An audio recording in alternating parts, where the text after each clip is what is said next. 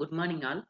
நம்ம இந்த லெக்சர்ல electric discharge மெஷினிங்கோட dielectric fluid, அப்புறம் அதுல இருக்கிற அந்த பவர் ஜெனரேஷன் சர்க்யூட்ஸ் இதெல்லாம் பத்தி நம்ம பார்க்க போறோம். First dielectric fluid. ஓகேவா? டயலெக்ட்ரிக் ஃப்ளூயிட் அப்படிங்கிறது என்னது? டூலுக்கும் ஒர்க் பீஸ்க்கு இடையில வந்து சர்க்குலேட் ஆயிட்டு இருக்கிற ஒரு ஃப்ளூயிடு. அது வந்து பார்த்தீங்கன்னா, நான் கண்டக்டிங் ஃப்ளூயிடா இருக்கும். தட் மீன்ஸ் இன்சுலேட்டிங் மெட்டீரியலா இருக்கும். அல்லது வந்து வெரி வெரி புவர் கண்டக்டிவிட்டி உள்ள ஒரு ஃப்ளூயிடா இருக்கும். பட் இதோட ப்ராப்பர்ட்டி என்னன்னு பார்த்தீங்கன்னா, ஹை வோல்டேஜ்ல அந்த ஃப்ளூயிட் வந்து பிரேக் டவுன் ஆகி, அயனைஸ் ஆகி ஒரு ஹைலி கண்டக்டிங் மெட்டீரியலா மாறிரும். அப்படிப்பட்ட ஒரு ஃப்ளூயிட் அது. டயலெக்ட்ரிக் ஃப்ளூயிட் அப்படிங்கிறது. சரியா? இதுல பார்த்தீங்கன்னா, இடிஎம்ல டூல், ஒர்க் பீஸ் 2யுமே வந்து டயலெக்ட்ரிக் மீடியம்ல வந்து இம்மர்ஸ் பண்ணி வச்சிருப்பாங்க. பொதுவா யூஸ் பண்ற டயலெக்ட்ரிக் ஃப்ளூயிட்ஸ் என்னன்னு பார்த்தீங்கன்னா, petroleum based hydrocarbons, paraffin, white spirit, transformer oil, kerosene, mineral oil இந்த மாரியான ஃப்ளூயிட்ஸ் வந்து டயலெக்ட்ரிக் ஃப்ளூயிட்ஸா யூஸ் பண்ணுவாங்க. இது பார்த்தீங்கன்னா, அந்த டயலெக்ட்ரிக் ஃப்ளூயிட் வந்து அந்த மெஷின் அ அந்த டேங்க் மாரி ஒண்ணு இருக்கும். ரிசர்வாயர்ல இருக்கும். சரியா? அந்த டேங்க்கையோ இல்ல வந்து ஒர்க் பீஸையோ, டூலையோ வந்து கரோட் பண்ணிறாம இருக்கணும். அதே சமயம் அந்த டயலெக்ட்ரிக் ஃப்ளூயிட்னால வந்து அங்க ஒர்க் பண்ற ஆப்பரேட்டர்ஸ்க்கோ, மத்தவங்களுக்கோ வந்து எந்த விதமான ஆபத்துகளும் இல்லாம இருக்கும். தட் மீன்ஸ் அது வந்து வேப்பரைஸ் ஆகும்போதோ, அதிலிருந்து வர ஸ்மோக்கு, இந்த மாரியான விஷயங்களால வந்து அங்க ஆப்பரேட்டர்ஸ்க்கு வந்து எந்த பாதிப்பும் இருக்கக்கூடாது. ஓகேவா? ஸோ டயல்ட்ரிக் ஃப்ளூயிட் எத பொறுத்து செலக்ட் பண்றாங்க அப்படின்னு பார்த்தீங்கன்னா, ஒர்க் பீஸோட சைஸு, என்ன மாரியான ஷேப் வந்து நம்ம வந்து அந்த ஒர்க் பீஸ்ல கிரியேட் பண்ண போறோம்? ஒர்க் பீஸோட மெட்டீரியல் என்ன?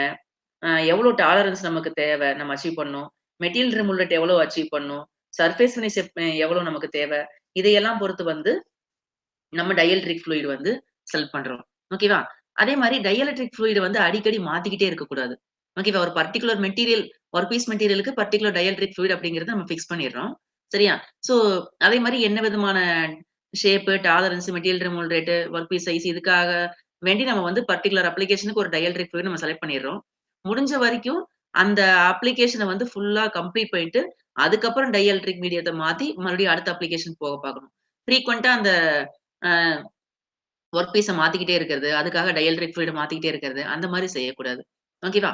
ஸோ அதே மாரி டயல்ட்ரிக் ஃப்ளூயிட் ரொம்ப விஸ்கஸாவும் இருக்கக்கூடாது. It it should be free to flow. ஓகேவா? அந்த ஒர்க் பீஸுக்கும் டூலுக்கு இடையில இருக்கிற அந்த மைன்யூட் கேப்ல கூட ஃப்ரீயா ஃப்ளோ ஆகுற மாரியான ஒரு லெஸ் விஸ்கஸ் ஃப்ளூயிடா இருக்கணும் அந்த டயல்ட்ரிக் ஃப்ளூயிட். அதே மாரி அ அப்படி நல்லா ஃப்ளோ ஆகணும். அதே சமயத்துல வந்து அந்த அ மெஷினிங் பண்ணும்போது ஒர்க் பீஸ் மெட்டீரியல் மெல்ட் ஆகி, வேப்பரைஸ் ஆகி வெளிய வரும். சில சமயத்துல எரோட் ஆகி சின்ன சின்ன சிப்ஸ் மாரி வெளிய வரும்.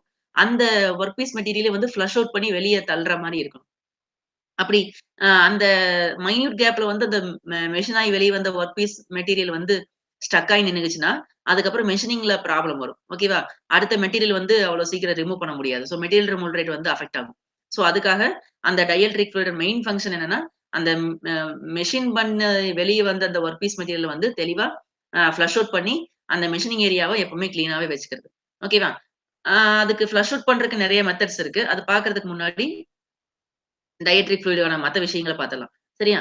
டயல்ட்ரிக் ஃப்ளூயிட் வந்து பார்த்தீங்கன்னா, இந்த மாரி ஃப்ளஷ் அவுட் பண்ணி வெளிய போயிட்டே இருக்கிறதுனால, அதுல பார்த்தீங்கன்னா, அந்த ஒர்க் பீஸ் மெட்டீரியல் வந்து அ அ கன்டாமினேட் ஆயிட்டே இருக்கும். ஸோ அந்த டயல்ட்ரிக் மெட்டீரியல் மறுபடியும் ரீயூஸ் பண்றதுக்கு முன்னாடி ப்ராப்பரா ஃபில்டர் பண்ணி தான் ரீயூஸ் பண்ணணும். அப்பதான் அந்த கிளீன் டயல்ட்ரிக் ஃப்ளூயிட் இருந்தா தான் நமக்கு மெஷினிங் ப்ராப்பரா இருக்கும். அப்படி இல்லன்னா அக்யூரசி பாதிக்கப்படும்.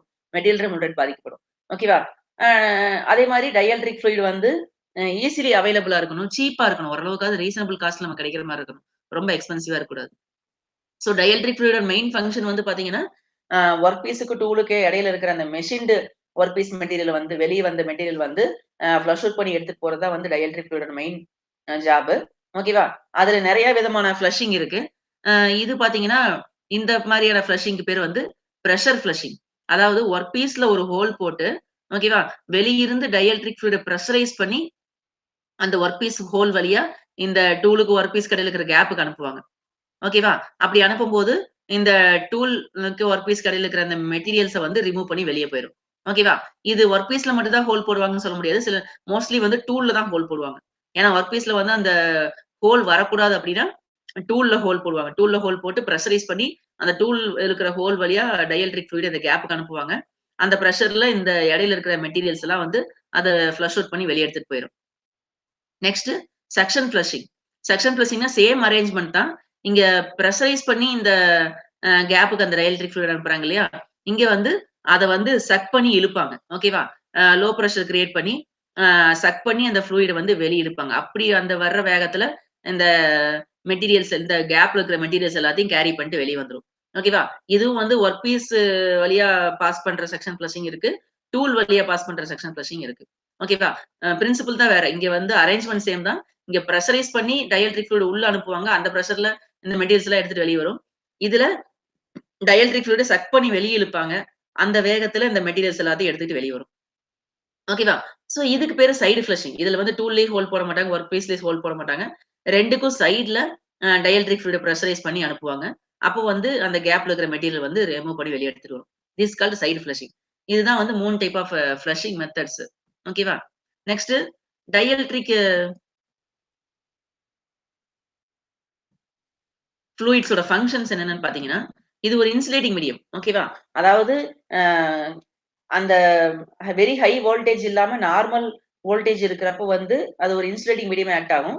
அதே வந்து வொர்க் பீஸ்க்கு டூலுக்கு இடையில இருக்கிற வோல்டேஜ் டிஃபரன்ஸ் ரொம்ப அதிகமாச்சுன்னா, அதுவே பிரேக் டவுன் ஆகி அயனைஸ் ஆகி ஒரு கண்டக்டிங் மீடியமா மாறிடும்.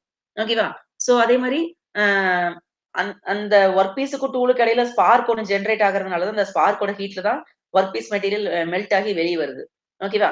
சோ அப்போ அந்த ஸ்பார்க் வந்து கிட்டத்தட்ட 10,000 டிகிரி சென்டிகிரேட் வரைக்கும் டெம்பரேச்சர் ஜெனரேட் ஆகும் அப்படின்னு பார்த்திருக்கோம். சோ அந்த இடத்துல டூலையும் வொர்க் பீஸையும் கூல் பண்ற வேலையும் வந்து இந்த டயல்ட்ரிக் தான் செய்யுது. அதே சமயம் நம்ம பார்த்த மாரி அந்த மெட்டீரியல் வொர்க் பீஸ் மெட்டீரியல் வெளிய வந்தது வந்து அத ஃப்ளஷ் அவுட் பண்ணி வெளிய எடுக்கிறது டயல்ட்ரிக்கோட முக்கியமான ஜாப். அதே மாரி அந்த வொர்க் பீஸ்க்கும் டூலுக்கு இடையில ஒரு கான்ஸ்டன்ட் ரெசிஸ்டன்ஸ் ஓகேவா? ஃபர்ஸ்ட் இது இன்சுலேட்டிங் மீடியமா தான் வொர்க் ஆகும். சோ அப்ப அந்த கரண்ட் ஃப்ளோ ஆகறக்கு தடுக்கும் விதமாக ஓகேவா? ஒரு கான்ஸ்டன்ட் ரெசிஸ்டன்ஸ் வந்து அந்த வொர்க் பீஸ் டூலுக்கு நடுவுல இருக்க கேப்ல வந்து மெயின்டெயின் பண்றது டயல்ட்ரிக்கோட வேலை தான். சரியா? ஆ நம்ம ஆல்ரெடி சொன்ன மாரி பிரேக் டவுன் வோல்டேஜ் ரீச் ஆக வரைக்கும் இது டயல்ட்ரிக் மீடியமா தட் மீன்ஸ் இன்சுலேட்டிங் மீடியமா வொர்க் ஆகும். பிரேக் டவுன் வோல்டேஜ் ரீச் ஆச்சுன்னா, உடனே குயிக்கா இது வந்து அயனைஸ் ஆகி அந்த ஸ்பார்க் ஜெனரேட் ஆகறதுக்கு ஃபெசிலிட்டேட் பண்ணும். ஓகேவா? இது எல்லாமே டயல்ட்ரிக் ஃப்ளூயிடோட பங்ஷன்ஸ். நெக்ஸ்ட் வந்து பார்த்தீங்கன்னா, EDMல யூஸ் பண்ற டூல். ஓகேவா? டூல் பார்த்தீங்கன்னா 3 டைப் இருக்கு. Metallic tool, non metallic tool, combined tool. Metallic டூல்னா, டூல் மெட்டீரியல் ஒரு மெட்டலா இருக்கும். நான் மெட்டாலிக் டூல்னா, டூல் மெட்டீரியல் வந்து ஒரு நான் மெட்டலா இருக்கும். கிராஃபைட் அந்த மாரி. ஓகேவா? ஸோ கம்பைன் டூல் அப்படிங்கிறது 2 மெட்டல் ஓகேவா? ஒரு நான் மெட்டல், ஒரு மெட்டல் அது வந்து கம்பைன் ஆன மாரி இருக்கிற மெட்டீரியலுக்கு பேர் தான் வந்து combined electrode or combined tool. ஓகேவா? தென் காமனா யூஸ் பண்ற டூல் மெட்டீரியல்ஸ் பார்த்தீங்கன்னா, copper, yellow brass, zinc alloy, copper tungsten, silver tungsten, tungsten carbide, graphite இதெல்லாம் வந்து most commonly used tool materials. ஓகேவா? பொதுவா பார்த்தீங்கன்னா, நம்ம அப்ளிகேஷனுக்கு ஏத்த மாரி டூல்ஸ் யூஸ் பண்ணுவோம். ரஃப் மெஷினிங்க்கு கேஸ்ட் அயர்ன் டூல். ஓகேவா? ஃபைன் மெஷினிங்க்கு காப்பர் டூல். டை சிங்கிங் அந்த மாரி அப்ளிகேஷன்ஸ்க்கு வந்து அலுமினியம் டூல். ஸோ இந்த மாரி அப்ளிகேஷன்ஸ பொறுத்து டூல் மெட்டீரியல வந்து நம்ம சேஞ்ச் பண்ணிக்கலாம். ஓகேவா? ஸோ முக்கியமான 3 டூல் மெட்டீரியல் பார்த்தீங்கன்னா, கிராஃபைட், காப்பர் டங்ஸ்டன். இது ரொம்ப அதிகமா யூஸ் பண்ற டூல் மெட்டீரியல்ஸ். ஸோ அத பத்தி இங்க பார்க்கலாம். கிராஃபைட் தான் இருக்கிறதுலயே ரொம்ப மோஸ்ட் வைட்லி யூஸ்டு EDM டூல்னா வந்து கிராஃபைட் தான். இது நான் மெட்டல் தான். But it is conductive. ஓகேவா? சோ இது பார்த்தீங்கன்னா, கிராஃபைட்ல நெறைய கிரேட்ஸ் இருக்கு. நெறைய வெரைட்டீஸ் இருக்கு. ஓகேவா? கார்பன் கண்டென்ட்ட பொறுத்து நெறைய வெரைட்டீஸ் இருக்கு. சோ ஒண்ணொண்ணும் ஒரு ஒரு மாரியான அப்ளிகேஷனுக்கு வந்து யூஸ் பண்ணுவாங்க. சரியா? இந்த கிராஃபைட்டோட ஒரு அட்வான்டேஜ் என்னன்னு பார்த்தீங்கன்னா, இத ஈஸியா மேனுஃபேக்சர் பண்ணிடலாம். இந்த டூல வந்து ஈஸியா வந்து ஃபேப்ரிகேட் பண்ணிடலாம். ஓகேவா? மெஷினிங், மோல்டிங், மில்லிங், கிரைண்டிங் இந்த மாரி நெறைய ப்ராசஸ் மூலமா நம்ம வந்து கிராஃபைட் டூல வந்து மேனுஃபேக்சர் பண்ண முடியும். ஓகேவா? இது மெட்டாலிக் டூல்ஸோடவே வந்து நல்ல சர்ஃபேஸ் ஃபினிஷும், ஃபாஸ்டர் மெட்டீரியல் ரிமூவல் ரேட்டும் குடுக்கக்கூடியது இந்த கிராஃபைட். பட் இது எல்லாம் ஒரே ஒரு பிரச்சனை, காப்பரோடவே வந்து இது காஸ்ட்லி. சரியா? நெக்ஸ்ட் ம் கிராஃபைட்க்கு அடுத்து அதிகமா பிரிஃபர் பண்ணக்கூடிய டூல் பார்த்தீங்கன்னா, காப்பர். இது நமக்கு தெரியும் ஒரு மெட்டாலிக் டூலு. இத வந்து நம்ம கேஸ்டிங் ஆர் மெஷினிங் ப்ராசஸ் மூலமா அந்த டூல வந்து மேனுஃபேக்சர் பண்றோம். அது மீன்ஸ் ஃபேப்ரிகேட் பண்றோம். சரியா? ரொம்ப காம்ப்ளக்ஸ் ஃபீச்சர்ஸ் இந்த டூல்ல இருக்கும் பட்சத்துல, நம்ம வந்து கெமிக்கல் எட்சிங் ஆர் எலக்ட்ரோ ஃபார்மிங் ப்ராசஸ் மூலமாவும் இந்த காப்பர் டூல வந்து நம்ம ஃபேப்ரிகேட் பண்ணலாம். ஓகேவா? 3வது வந்து காப்பர் டங்ஸ்டன். இது வந்து ஒரு combined electrode or combined tool.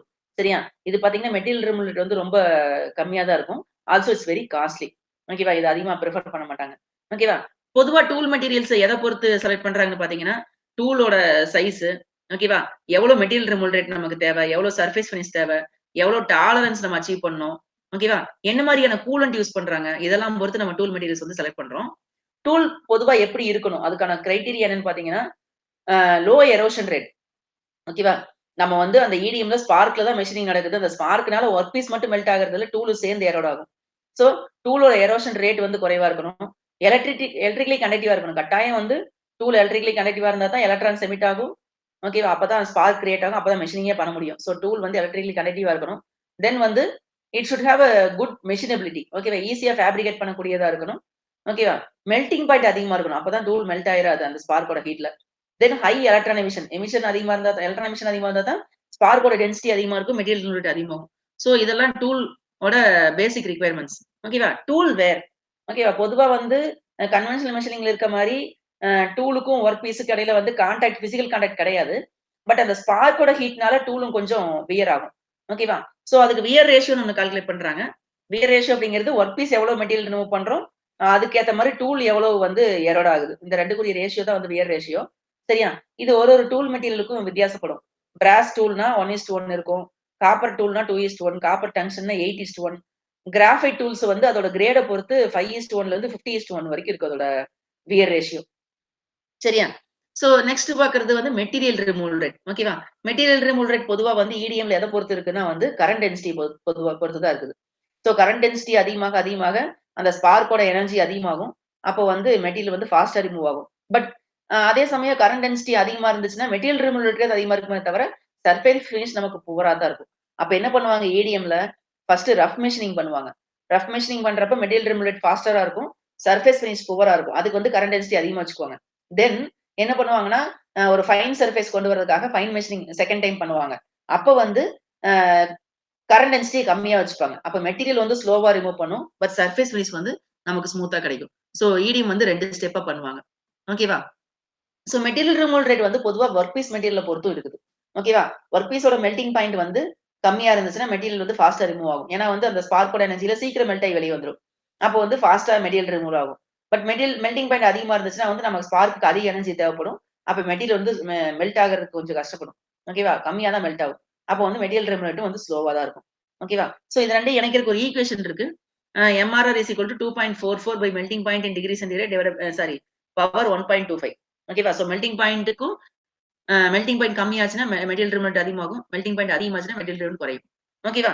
So நம்ம இடிஎம் பொறுத்தவரைக்கும் 80 மில்லிமீட்டர் கியூப் பெர் செகண்ட் வரைக்கும் மெட்டீரியல் ரிமூவல் ரேட் நம்மளால அச்சீவ் பண்ண முடியும். அதே சமயம் ஸ்லோயர் மெட்டீரியல் ரிமூவல் ரேட்ட வச்சுக்கிட்டு நம்மளால வந்து 0.25 மைக்ரோமீட்டர் வரைக்கும் நம்மளால சர்ஃபேஸ் ஃபினிஷ் அச்சீவ் பண்ண முடியும். எவ்வளவு ஸ்மூத் சர்ஃபேஸ் நம்மளால இடிஎம்ல கிரியேட் பண்ண முடியும்னு பாருங்க.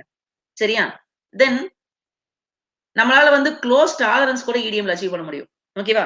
சாதாரணமாவே பிளஸ் ஆர் மைனஸ் 0.05 எம்எம்ல இருந்து பிளஸ் ஆர் மைனஸ் 0.13 எம்எம் வரைக்கும் நம்மளால டாலரன்ஸ் அச்சீவ் பண்ண முடியும். இதுலயும் நம்ம ப்ராசஸ் பாராமீட்டர்ஸ்லாம் ப்ராப்பரா கண்ட்ரோல் பண்றது மூலமா we can achieve still close tolerance. Okay. Plus or minus 0.003 எம்எம்ல இருந்து பிளஸ் ஆர் மைனஸ் 0.013 எம்எம் வரைக்கும் டாலரன்ஸ் கூட நம்மளால அச்சீவ் பண்ண முடியும். ஓகேவா? மெட்டீரியல் ரிமூவல் ரேட் பொதுவா எத பொறுத்து இருக்குன்னு பார்த்தீங்கன்னா, டயல்ட்ரிக் ஃப்ளூயிடோட சர்க்குலேஷன் பொறுத்து. ஓகேவா? ஏன்னா டயல்ட்ரிக் ஃப்ளூயிட் வந்து வேகமா சர்க்குலேட் ஆனா தான், வொர்க் பீஸ்ல இருந்து வெளிய வர்ற மெட்டீரியல வந்து ஃபாஸ்ட்டா அந்த இடத்துல இருந்து வொர்க்கிங் ஏரியால இருந்து ரிமூவ் பண்ண முடியும். அப்படி வொர்க்கிங் ஏரியால இருந்து ரிமூவ் பண்ணா தான் அடுத்த லேயர வந்து சீக்கிரம் மெஷின் பண்ணி எடுக்க முடியும். அப்பதான் மெட்டீரியல் வந்து ஃபாஸ்ட்டா ரிமூவ் பண்ண முடியும். சப்போஸ் வந்து டயல்ட்ரிக் வந்து ஸ்லோவா ஃப்ளோ ஆகுது. அதனால வந்து வொர்க் பீஸ்ல இருந்து வர்ற மெட்டீரியல வந்து ரிமூவ் பண்ண முடியல அப்படின்னா, அந்த இடத்திலேயே பார்த்தீங்கன்னா, ரொம்ப ஸ்மால் கேப் தான் இருக்கும். டூலுக்கும் ஒர்க் பீஸ்க்கும். அப்ப அந்த கேப்லயே வந்து வெளிய வந்த ஒர்க் பீஸ் மெட்டீரியல் ஸ்ட்ரக் ஆயி நின்னுக்கும். அப்ப அடுத்த லேயர வந்து ரிமூவ் பண்றதுக்கு சிரமமா இருக்கும். அப்ப மெட்டீரியல் வந்து ஸ்லோவா தான் ரிமூவ் பண்ண முடியும் நம்மளால. அப்ப டயல்ட்ரிக் ஃபாஸ்ட்டா சர்க்குலேட் ஆனா தான், இந்த வொர்க்கிங் ஏரியாவ கிளீன் பண்ணி அடுத்த லேயர ஃபாஸ்ட்டா ரிமூவ் பண்ண முடியும். மெட்டீரியல் ரிமூவ் அதிகப்படுத்த முடியும். தென் கெப்பாசிட்டன்ஸ் அதிகமாக, அதிகமாக பார்த்தீங்கன்னா, ஸ்பார்க்கோட அ எனர்ஜி அதிகமாகும். அப்பதான் வந்து மெட்டீரியல் வந்து ஃபாஸ்ட்டா ரிமூவ் பண்ண அதிகமா மெல்ட் பண்ணி எடுக்க முடியும். சோ ஃபாஸ்ட்டா ரிமூவ் பண்ண முடியும். அதே மாரி டூலுக்கும் ஒர்க்குக்கும் இடையில இருக்க கேப்ப இன்கிரீஸ் பண்ண முதல்ல மெட்டீரியல் ரிமூவ் ரேட் அதிகமாகும். பட் அதுக்கு ஒரு பர்ட்டிகுலர் ரேஞ்சுக்கு மேல அந்த டூல் ஒர்க் பீஸ் கேப் அதிகப்படுத்தணும்னா, ஸ்பார்க் தெளிவா ஜெனரேட் ஆகாம போயிரும். ஓகேவா? ஸ்பார்க் ஜெனரேட் ஆகறதுக்கு 2 விஷயம் தேவை. ஒண்ணு வந்து கரண்ட் டென்சிட்டி அதிகமா இருக்கணும். கேப்பும் கான்ஸ்டன்ட்டா மெயின்டெயின் ஆகணும். சோ கேப் ரொம்ப அதிகமாச்சுனாலும் வந்து ஸ்பார்க் வந்து கரெக்ட்டா ஜெனரேட் ஆகாது. மெட்டீரியல் வந்து ஃபாஸ்ட்டா ரிமூவ் பண்ண முடியாது. ஓகேவா? அதே மாரி ஸ்பார்க் வந்து ஒரு பர்ட்டிகுலர் டைம் வரைக்கும் நிலைச்சு நிக்கணும். ஓகேவா? அப்பதான் வந்து மெட்டீரியல வந்து மெல்ட் பண்ணி எடுக்க முடியும். ஓகேவா? ரொம்ப ஷார்ட் டியூரேஷன் ஸ்பார்க்காலயும் வந்து மெட்டீரியல வந்து ரிமூவ் பண்ணி எடுக்க முடியாது ஃபாஸ்ட்டா. அதே மாரி ரொம்ப லாங் டியூரேஷனுக்கு ஸ்பார்க் நின்னுச்சுனாலும், மெட்டீரியல் வந்து ஃபாஸ்ட்டா ரிமூவ் ஆகாது. ஸோ ஒரு ஆப்டிமம் டைம் டியூரேஷன் இருந்தால் மட்டுமே மெட்டீரியல் வந்து ஃபாஸ்ட்டா ரிமூவ் பண்ண முடியும். ஓகேவா? அதே மாரி வொர்க்கிங் ஏரியாவோட பிரஷர் வந்து அட்மாஸ்பியரிக் பிரஷர விட கம்மியா மெயின்டெயின் பண்ணோம்னா வந்து, நம்ம ஈஸியா வந்து மெட்டீரியல் ரிமூவ் பண்ணி எடுக்கலாம். ஓகேவா? சோ இதெல்லாம் வந்து மெட்டீரியல் ரிமூவல் ரேட் எத பொறுத்து அமையுது அப்படிங்கிறத பத்தினது. ஓகேவா? சோ இதுவரைக்கும் நம்ம டயஎலக்ட்ரிக் ஃப்ளூயிட பத்தி பார்த்தோம். டிஃபரெண்ட் டைப் ஆஃப் ஃப்ளஷிங் பார்த்தோம். தென் டூல் மெட்டீரியல் பத்தி பார்த்தோம். டூல் வியர பத்தி பார்த்தோம். மெட்டீரியல் ரிமூவல் ரேட் பத்தி பார்த்தோம். அப்புறம் மெட்டீரியல் ரிமூவல் ரேட் எத பொறுத்தெல்லாம் அமையுது அப்படிங்கிறத பத்தி பார்த்தோம். இப்ப நம்ம அடுத்து பார்க்க போறது வந்து பிரேக் டவுன் மெக்கானிசம். இது ரொம்ப ரொம்ப முக்கியம். ஓகேவா? தட் மீன்ஸ் நம்ம சொல்லியிருக்கோம். இந்த டைஎலக்ட்ரிக் ஃப்ளூயிட் அப்படிங்கிறதுக்கு ஒரு வினோதமான ஒரு ப்ராப்பர்ட்டி உண்டு. ஒரு ஸ்ட்ரேஞ்ச் ப்ராப்பர்ட்டி. தட் மீன்ஸ் அந்த பிரேக் டவுன் வோல்டேஜ் அச்சீவ் பண்ற வரைக்கும், வொர்க் பீஸ்க்கும் டூலுக்கு இடையில இருக்கிற கேப்ல பிரேக் டவுன் வோல்டேஜ் அச்சீவ் பண்ற வரைக்கும், அந்த டைஎலக்ட்ரிக் மீடியம் வந்து ஒரு இன்சுலேட்டிங் மீடியமா வொர்க் ஆகும். இட் மீன்ஸ் கண்டக்டிங் மெட்டீரியலா இருக்காது. ஓகேவா? கரண்ட்ட கனெக்ட் பண்ணாது. பட் ஒரு பிரேக் டவுன் வோல்டேஜ் ரீச் பண்ண உடனேயும், ஓகேவா? டூலுக்கும் வொர்க் பீஸ்க்கு இடையில இருக்கிற கேப்ல அந்த பொட்டன்ஷியல் டிஃபரன்ஸ் பார்த்தீங்கன்னா, பிரேக் டவுன் வோல்டேஜ் ரீச் பண்ண உடனேயும், டைஎலக்ட்ரிக் உடனே உடைஞ்சிரும். ஓகே. உடைஞ்சு அயனைஸ் ஆகி, ஓகேவா? அது கண்டக்டிங் மெட்டீரியலா மாற ஆரம்பிச்சுரும். அப்ப என்ன ஆகும்? அந்த டைஎலக்ட்ரிக் வழியா டூல்ல இருந்து வொர்க் பீஸ நோக்கி கரண்ட் ஃப்ளோ ஆகும். அந்த கரண்ட் எவ்வளவு வேகமா ஃப்ளோ ஆகுதோ, அந்த அளவுக்கு அதிக எனர்ஜியோட ஸ்பார்க் வந்து ஜெனரேட் ஆகும். ஓகேவா? சோ இதுதான் அந்த டைஎலக்ட்ரிக் ஃப்ளூயிடோட ஒரு ஒரு ஸ்ட்ரேஞ்சான ஒரு ப்ராப்பர்ட்டி. ஓகே. அது எப்படி பிரேக் ஆகுது அப்படின்னு பார்த்தீங்கன்னா, ஆரம்பத்துல வந்து ரைட்டா? ஒரு மைல்டு கரண்ட் ஓகேவா? கொஞ்சம் கொஞ்சமா வோல்டேஜ் அந்த கேப்க்கு வோல்டேஜ் இன்கிரீஸ் பண்ண ஓகேவா? ஒரு மைல்டு கரண்ட் வந்து ஆ ஃப்ளோ ஆக ஆரம்பிக்கும். ஓகேவா? அப்போ அந்த மைல்டு கரண்ட் அந்த எலக்ட்ரான் ஃப்ளோவ தான் நம்ம கரண்ட்ன்னு சொல்றோம்ல. அப்ப டூல்ல இருந்து கொஞ்சமா எலக்ட்ரான்ஸ் எமிட் ஆகி வெளிய வரும். ஓகேவா? அது என்ன பண்ணும்? வொர்க் பீஸ நோக்கி போகும். பட் இடையில இருக்கிற டைஎலக்ட்ரிக் மீடியம் அத தடுக்கும். ஓகேவா? அப்ப என்ன பண்ணும்? அப்ப அந்த ஸ்டேஜ்ல வந்து டைஎலக்ட்ரிக் மீடியம் வந்து லிக்விட் ஃபார்ம்ல இருக்கும். ஓகேவா? இப்போ அந்த லிக்விட என்ன பண்ணும் அப்டின்னா, அந்த எலக்ட்ரான்ஸ் வந்து ஹீட் பண்ணும். ஓகேவா? எலக்ட்ரான்ஸ் ஹீட் பண்ணி, அந்த லிக்விட வேப்பரா மாத்தும். ஓகேவா? அப்போ ஆரம்பத்துல ட டூலுக்கும் வொர்க் பீஸ்க்கு இடையில இருக்கிற கேப்ல லிக்விடா இருந்த டைஎலக்ட்ரிக் ஃப்ளூயிடு, இப்ப வந்து அந்த ஸ்லோ எலக்ட்ரான்ஸோட ஆக்ஷன்னால என்ன ஆகும்னா, ஹீட் ஆகி வேப்பரா மாறும். ஓகேவா? வேப்பரா மாறுன உடனே என்ன ஆகும்? அதுக்கப்புறம் வர்ற எலக்ட்ரான்ஸ் எல்லாம் என்ன பண்ணும்? ஓகேவா? இந்த டைஎலக்ட்ரிக் மீடியம அயனைஸ் பண்ணிரும். ஓகேவா? அயனைஸ் ஆச்சுன்னா அடுத்து என்ன ஆகும்? ஓகேவா? அப்புறம் கொஞ்சம் கொஞ்சமா வோல்டேஜ் அதிகமாக எலக்ட்ரான்ஸ் ஃபாஸ்ட்டா ஃப்ளோ ஆக ஆரம்பிக்கும். அப்ப என்ன ஆகும்? அ அந்த டைஎலக்ட்ரிக் மீடியத்த ஃபுல்லா அயனைஸ் பண்ணி, எலக்ட்ரான்ஸ் வந்து ஃபாஸ்ட்டா ஃப்ளோ ஆக ஆரம்பிச்சுரும். ஓகே. அயனைஸ் ஆச்சுன்னா போதும். அந்த டைஎலக்ட்ரிக் மீடியம் வந்து கண்டக்டிங்கா மாறிரும். ஓகேவா? அப்புறம் ஃபாஸ்ட்டா ஃப்ளோ ஆக ஆரம்பிச்சுரும். அப்போ வந்து என்ன ஆகும்? ஹை எனர்ஜி ஸ்பார்க் வந்து ஜெனரேட் ஆகும். அப்ப வந்து மெட்டீரியல் வந்து ரிமூவ் ஆகும். இப்படித்தான் வந்து டைஎலக்ட்ரிக் மீடியத்த வந்து அ பிரேக் டவுன் பண்றாங்க. லிக்விடா இருக்கிறப்ப டைஎலக்ட்ரிக் மீடியம் பிரேக் டவுன் பண்ண முடியாது. அதுக்காக முதல்ல ஸ்லோ எலக்ட்ரான் போயி, அந்த டைஎலக்ட்ரிக் மீடியத்த வந்து ஃபர்ஸ்ட் ஹீட் பண்ணி வேப்பரைஸ் பண்ணும். அதுக்கப்புறம் வேப்பரைஸ் ஆச்சுன்னா, அதுக்கு அடுத்து வர்ற எலக்ட்ரான்ஸ் எல்லாம் என்ன பண்ணும்? இந்த டைஎலக்ட்ரிக் மீடியத்த அயனைஸ் பண்ணி விட்டுரும். அப்புறம் அயனைஸ் பண்ணா போச்சு அவ்வளவுதான். அதுக்கப்புறம் வந்து வோல்டேஜும் அதிகமாக எலக்ட்ரான்ஸ் ஃபாஸ்ட்டா ஃப்ளோ ஆக ஆரம்பிச்சுரும். அப்போ வந்து ஹை கரண்ட் ஃப்ளோ ஆகும். அப்போ ஹை எனர்ஜி ஸ்பார்க் வந்து ஜெனரேட் ஆகி மெட்டீரியல் ரிமூவ் பண்ணும். ஓகேவா? இப்படிதான் வந்து டை எலக்ட்ரிக் வந்து பிரேக் டவுன் ஆகுது. சோ இந்த equation E lambda is equal to CS nu அப்படிங்கிறது என்னன்னா, அந்த டை எலக்ட்ரிக்கே நம்ம வந்து பிரேக் பண்ணணும். பிரேக் பண்ணி ஒரு கன்டினியூஸ் ஃப்ளோ ஆஃப் ஃபாஸ்ட் எலக்ட்ரான்ஸ கிரியேட் பண்ணணும்னா, நம்ம எவ்வளவு எலக்ட்ரிக் ஃபீல்ட் அப்ளை பண்ணணும். இந்த கேப்பிட்டல் இ தான் நம்ம அப்ளை பண்ண வேண்டிய எலக்ட்ரிக் ஃபீல்ட். அந்த எலக்ட்ரிக் ஃபீல்ட் எவ்வளவு அப்ளை பண்ணணும் அப்படின்னு தெரிஞ்சுக்கிறதுக்காக, டிட்டர்மைன் பண்றதுக்காக இந்த ஈக்குவேஷன். சரியா? இதுல ஈங்கிறது கெப்பாசிட்டர்ல இருந்து டிஸ்சார்ஜ் ஆகுற சார்ஜ். இந்த கேப்பிட்டல் ஈங்கிறது நம்ம அப்ளை பண்ண வேண்டிய எலக்ட்ரிக் ஃபீல்டு. லாம்ப்டாங்கிறது mean free path of the electron. சிங்கிறது லைட்டோட வெலாசிட்டி. ஓகே. ஹெச்னியூங்கிறது அந்த டைஎலக்ட்ரிக் மாலிக்யூல்ஸ வந்து அயனைஸ் பண்ண தேவைப்படுற எனர்ஜி. ஓகேவா? Ionisation quantum. ஓகேவா? சோ இதெல்லாம் வச்சுக்கிட்டு நம்ம வந்து அ ஒரு free flow of fast electrons அத கிரியேட் பண்றதுக்கு வந்து எவ்வளோ எலக்ட்ரிக் ஃபீல்ட் அப்ளை பண்ணணும் அப்படிங்கிறத நம்ம டிட்டர்மைன் பண்ணிடலாம். சரியா? சோ இதுவரைக்கும் நம்ம டைஎலக்ட்ரிக் ஃப்ளூயிட பத்தி நெறைய டீடைல்ஸ் பார்த்தோம். இப்ப நம்ம அடுத்து பார்க்க போறது வந்து பவர் ஜெனரேட்டிங் சர்க்யூட்ஸ். ஓகேவா? சோ ஈடிஎம்மே வந்து பவர் ஜெனரேஷன பொறுத்து தான் இருக்குது. ஓகேவா? வொர்க் பீஸ்க்கும் டூலுக்கு இடையில வந்து நம்ம ஸ்பார்க்க ஜெனரேட் பண்ணா மட்டும் தான் நம்ம வந்து மெஷினிங்கே பண்ண முடியும். சோ அந்த ஸ்பார்க் ஜெனரேஷன் தான் பவர் ஜெனரேஷன். ஓகேவா? சோ அதுக்கு நெறைய டைப் ஆஃப் சர்க்யூட்ஸ் யூஸ் பண்றாங்க. ஓகேவா? So RC circuit. ஓகேவா? Resistance capacitance circuit or RC circuit or relaxation circuit. ஓகேவா? RCL circuit, rotary pulse generator, control pulse generator 4 type of circuits use பண்றாங்க. First நம்ம பார்க்க போறது வந்து ஆர்சி சர்க்யூட். ஓகேவா? சோ இது ரொம்ப சிம்ப்ளஸ்ட் ஃபார்ம் ஆஃப் சர்க்யூட். ஓகேவா? இத தான் அதிகமா யூஸ் பண்றாங்க. ஓகேவா? ஆ ஏன்னா இது வந்து சீப்பும் கூட, சிம்பிள் இன் கன்ஸ்ட்ரக்ஷன். பார்த்தீங்கன்னா, இதுல ஒரு டிசி சப்ளை இருக்கும். ஓகேவா? ஒரு ரெசிஸ்டன்ஸ், ஒரு கெபாசிட்டன்ஸ். ஓகேவா? இவ்வளவு தான் இருக்கும். சரியா? பட் நம்ம சப்ளை பண்ற கரண்ட் பார்த்தீங்கன்னா, ஏசி கரண்ட். இத வந்து ஒரு ரெக்டிஃபையர வச்சு டிசி கரண்ட்டா மாத்திருவாங்க. அந்த டிசி கரண்டோட நெகட்டிவ் டெர்மினலா 2ல கனெக்ட் பண்ணியிருப்பாங்க. பாசிட்டிவ் டெர்மினல்ல வந்து ஒர்க் பீஸ கனெக்ட் பண்ணியிருப்பாங்க. சோ ஒரு ரெசிஸ்டன்ஸ் இருக்கும், ஒரு கெப்பாசிட்டன்ஸ் இருக்கும். ஓகேவா? இந்த கரண்ட் வந்து இது வழியா ரெசிஸ்டன்ஸ் வழியா ஃப்ளோ ஆகி இந்த கெப்பாசிட்டன்ஸ வந்து சார்ஜ் பண்ணும். ஓகேவா? சோ இந்த voltage across the tool and work piece ஓகேவா? வோல்டேஜ் அக்ராஸ் த கெப்பாசிட்டர் வந்து கம்மியா இருக்கும்போது என்ன ஆகும் அப்டின்னா வந்து, இந்த டை எலக்ட்ரிக் மீடியம் வந்து லிக்விட் ஃபார்ம்ல இருக்கும். இன்சுலேட்டிங் மீடியமா ஒர்க் ஆகும். ஓகேவா? சோ இந்த வோல்டேஜ் அக்ராஸ் த கெப்பாசிட்டர் வந்து அதிகமாகும்போது என்ன ஆகும்? இந்த டை எலக்ட்ரிக் மீடியம் வந்து அயனைஸ் ஆக ஆரம்பிச்சுரும். சோ இந்த கெப்பாசிட்டர் டிஸ்சார்ஜ் ஆகி, இதிலிருந்து வெளிய வர்ற கரண்ட் வந்து இந்த இடத்துல ஸ்பார்க்கா ரிலீஸ் ஆகும். ஓகேவா? சோ கிட்டத்தட்ட ஒரு 200 வோல்ட்ஸ் ஓகேவா? 200 வோல்ட் அந்த ரேஞ்ச ரீச் பண்ணும்போது, வோல்டேஜ் அக்ராஸ் த கெபாசிட்டர் வந்து 200 வோல்ட்ஸ் ரீச் பண்ணும்போது, இந்த டை எலக்ட்ரிக் ஃப்ளூயிட் வந்து அயனைஸ் ஆயிரும். ஓகேவா? அந்த சமயத்துல கரெக்ட்டா அந்த கெபாசிட்டர் வந்து டிஸ்சார்ஜ் ஆகி, இந்த இடத்துல அந்த ஸ்பார்க்க வந்து ஜெனரேட் பண்ணும். அந்த ஸ்பார்க்னால தான் வந்து மெஷினிங் நடக்குது. தென் அந்த பிரேக் டவுன் வோல்டேஜ் மறுபடியும் குறையும்.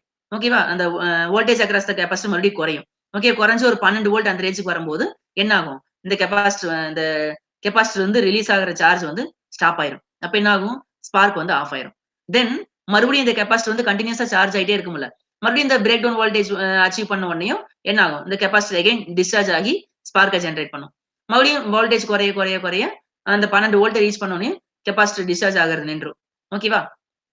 அப்புறம் ஸ்பார்க்கும் நின்றும். மறுபடியும் கெபாசிட்டர் சார்ஜ் ஆகும். இந்த மாரி சைக்கிளிக்கா நடந்துகிட்டே இருக்கும். ஓகேவா? சோ கெபாசிட்டர் டிஸ்சார்ஜ் ஆகி ஸ்பார்க்க ரிலீஸ் பண்ணி அது மெஷினிங் நடக்கிற டைமுக்கு பேரு பல்ஸ் ஆன் டைம்.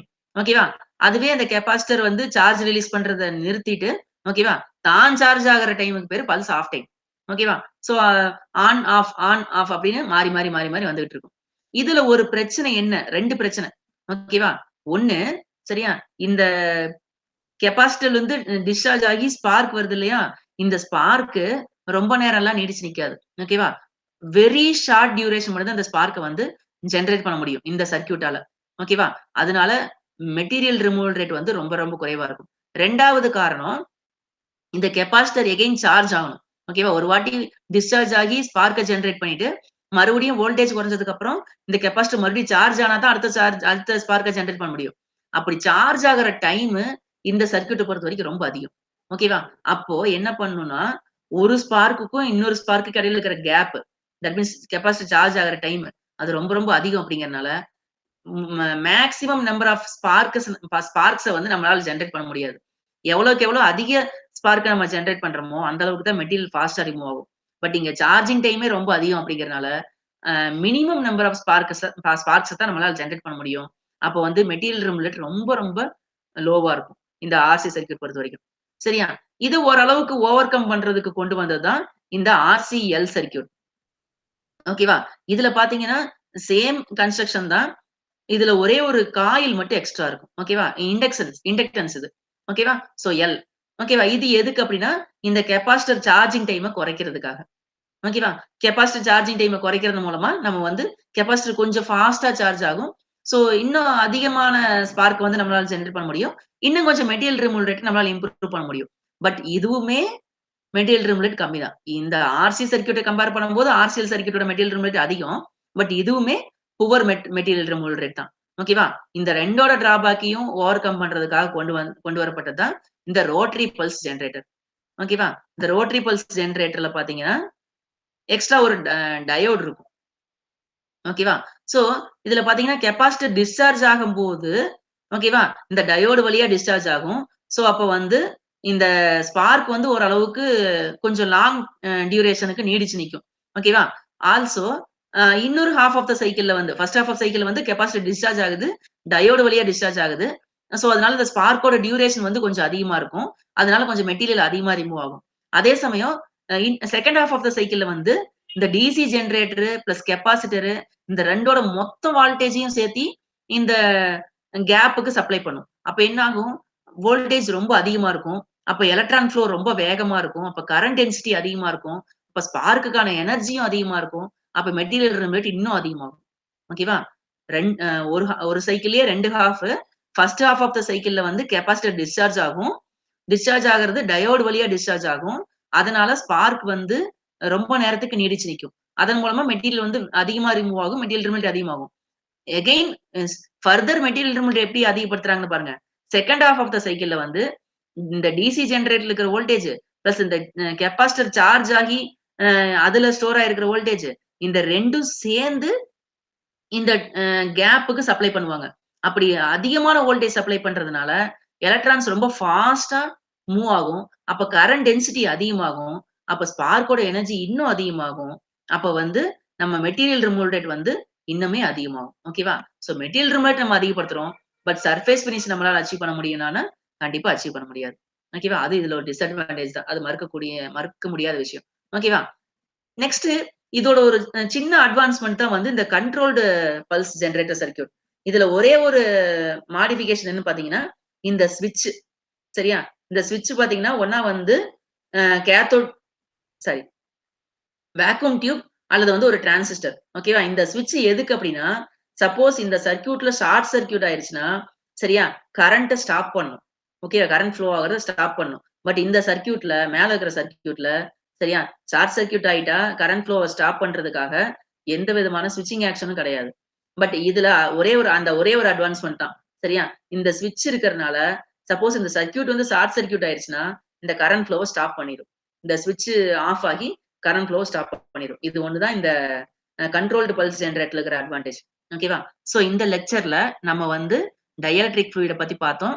அதோட properties, functions, types of flushing ஓகேவா? அதெல்லாம் பத்தி பார்த்தோம். தென் டிஃபரெண்ட் டூல் மெட்டீரியல்ஸ் என்னென்ன? Uh different types of tools என்ன? ஒண்ணோட ப்ராப்பர்ட்டீஸ் என்ன? அட்வான்டேஜஸ் என்ன? இதெல்லாம் நம்ம பார்த்தோம். Then material removal tool wear பத்தி பார்த்தோம். தென் ஒரு வொர்க் பீஸ் மெட்டீரியலுக்கும் டூல் வியர் ரேஷியோ என்ன அப்படிங்கிறத பார்த்தோம்.